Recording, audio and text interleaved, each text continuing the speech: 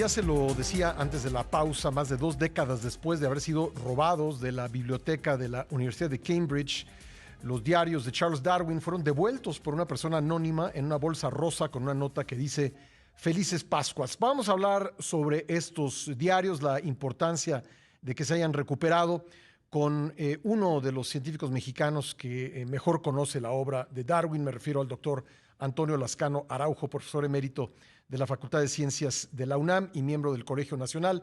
Doctor, gracias por estar con nosotros. Muy buenos días. Buenos días, don Pascal, a sus órdenes. Bueno, ¿cuál es la importancia desde el punto de vista, digamos, de la investigación científica, del conocimiento, del trabajo de Charles Darwin, de estos diarios?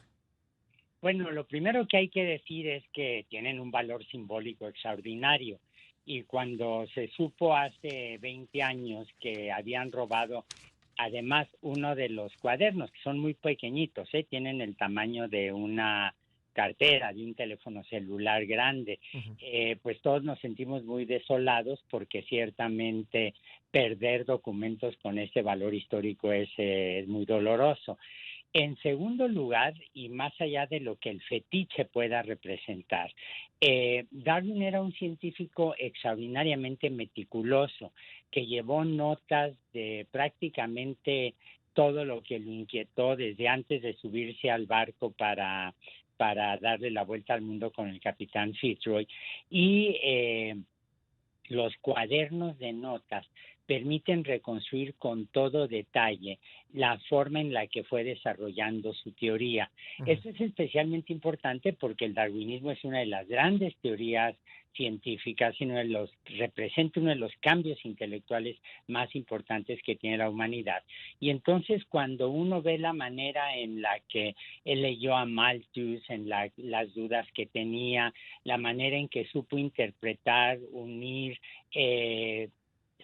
criticarse a sí mismo en el desarrollo de la idea de, uno, la evolución y dos, de la selección natural, pues esto tiene un valor enorme, por ejemplo, para los jóvenes, los estudiantes, que entiendan cómo era un muchacho que a veces tenía inquietudes sobre su inteligencia, sobre su futuro académico, pero también la forma en que las teorías se van desarrollando. La gente tiene la impresión de que una teoría, una idea, una hipótesis científica surge repentinamente, como por ejemplo en el caso de la leyenda de las manzanas de Newton, que parece que fue inventado por las sobrinas de Newton. Voltaire lo popularizó y de ahí se generó un mito. Bueno, ciertamente Newton era un genio, ciertamente Darwin era un genio, pero la manera en que se van juntando evidencias, la manera en que se van desechando alternativas, la manera en la que hay esos momentos de placer intelectual enorme, es algo que nos dan los diarios de Darwin de una manera muy clara. La familia de Darwin preservó toda la correspondencia, preservó cartas de amor, dudas que él tenía, una correspondencia extensísima con colegas. Todo eso terminó en la Universidad de Cambridge y uno puede ver esos documentos ahora en la red, con lo cual el documento mismo queda protegido. Pero pues es parte de ese tesoro tan extraordinario que son las bibliotecas, la Biblioteca Británica, la Biblioteca del Congreso de Estados Unidos, el Archivo General de la Nación en México. El valor que tienen simbólico y en términos prácticos es extraordinario. Entiendo que son anotaciones durante más de 4 décadas, ¿verdad? Sí, bueno, Darwin desde muy jovencito empezó, como le digo, a llevar notas, y las que son especialmente valiosas son las que el diario que comienza en el momento en que se embarca en el Beagle. Es un viaje de 5 años y hay que decir que las notas al principio no son muy alentadoras, porque él dice: me mareo, el camarote es muy pequeño, es apestoso, no tiene ventanas, él era muy alto, se golpeaba con unas vigas, me duele la cabeza, tengo palpitaciones en el corazón, y el barco todavía no soltaba amarras. Él era bastante hipocondríaco, y a partir de ahí empieza a notar con mucho cuidado lo que recoge, lo que siente, lo que ve, sus temores, su odio a la navegación, detestaba Ujú. detestaba estar en un barco. Y todo eso va permitiendo seguir la maduración de sus ideas científicas. Estos dos cuadernos, uno de ellos en particular, es especialmente importante para la ciencia porque dibuja un árbol evolutivo como una especie de coral. Estoy usando una analogía que el propio Darwin utilizó, Sí.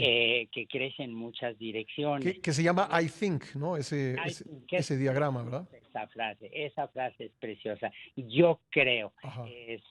pienso que, y bueno, es exactamente como funciona en la mente de cualquier persona que haga investigación.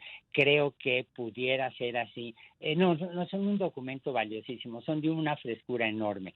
Ahora mire, le he estado diciendo, los lee uno con placer, los examina uno con mucho gusto, pero no creo que es una tarea fácil, porque Darwin estudió un par de año y medio, una cosa así, la carrera de médico Ujú. en la Universidad de Edimburgo, fracasó como estudiante de medicina, pero conservó la letra de cirujano hasta el fin de sus días. Y leer los diarios es verdaderamente una tarea epopéyica, ¿eh? Sí, yo cuando veo este diagrama, perdóneme doctor, veo pues una suerte de árbol, pero usted podría describirlo mejor, estoy seguro.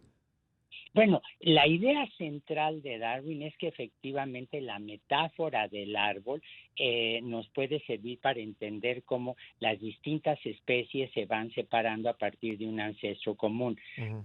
Darwin escribió en otro de sus cuadernos que lo que él tenía como propósito era, uno, demostrar que la evolución existe. Ahora nos parece perfectamente natural. En la época de Darwin se aceptaba esto ya de una manera creciente, y el segundo punto para él era demostrar que el fenómeno de la selección natural era el que estaba operando atrás de la divergencia de los seres vivos. Ujú. Y ese arbolito, ese dibujito acompañado de la frase I think, es precisamente una representación gráfica espléndida de la divergencia a partir de un tronco común. Ahora, como toda metáfora, y especialmente en ciencia, hay una serie de riesgos, pero eso es algo que tratamos de entender. Ujú. Lo que yo creo que ahora sería importante es entender quién se los robó, cómo se los robaron, y quién fue los regresó. Entiendo que hay una agencia de detectives que dirige Lady Agatha Christie, que está muy empeñada en saber qué fue lo que ocurrió. Sí, porque además leí que la persona que lo dejó tuvo el cuidado de depositar esta bolsa rosa con los diarios en un lugar donde no había cámaras de seguridad, entonces tienen la duda de quién fue el que lo devolvió. Así es.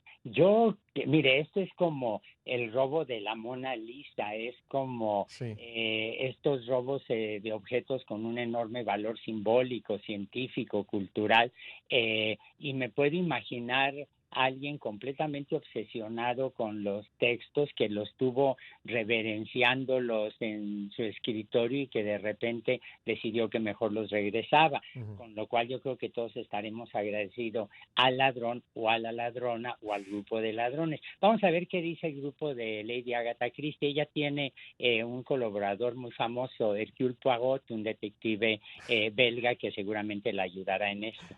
Bueno, pues sí será interesante a ver si se sabe, aunque hay algunos de estos misterios pues son, no sé si esté de acuerdo, pero son como mejores si al final no se logra saber la verdad, ¿no? Absolutamente, absolutamente. La historia está lleno de este tipo de incidentes, pero aquí yo creo que hay que alegrarnos que, Sí. mire, en Inglaterra y en Estados Unidos se celebra la coneja de Pascua, que el domingo de Pascua le trae a los niños huevos de chocolate, o uno los tiene que encontrar, qué sé yo. Yo creo que fue un regalo espléndido de la coneja de Pascua. Pues vamos a ver qué finalmente se sabe de esta historia y un gran placer conversar con usted, doctor. Muchas gracias. Encantado, don Pascal, a sus Gracias, muy órdenes. amable. El doctor Antonio Lascano Araujo, profesor emérito de la Facultad de Ciencias de la UNAM y miembro del Colegio Nacional.